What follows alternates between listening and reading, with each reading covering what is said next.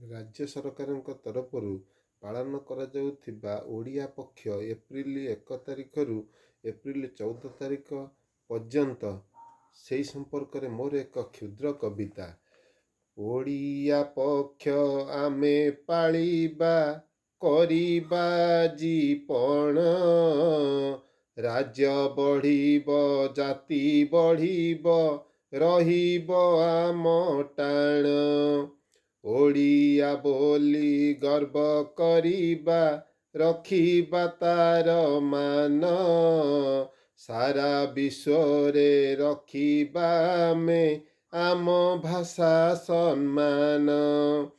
ଆମର କବି ଆହ୍ୱାନ ଦିଏ ବିଶ୍ୱ ମଙ୍ଗଳ ପାଇଁ, ଆମ ଯବାନ ଅଟେ ମହାନ, ଦେଶ ସୁରକ୍ଷା ଦେଇ।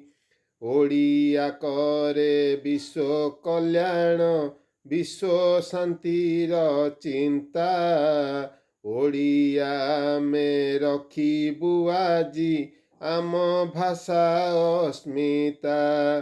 ଯାର ମାଟିରେ ପାଦ ଦେଇ ମୁଁ କହୁଛି ଆଜି କଥା, ସେ ସିଦ୍ଧେଶ୍ୱର ଆମ ଈଶ୍ୱର, ଓଡ଼ିଆ ଜାତି ମଥା।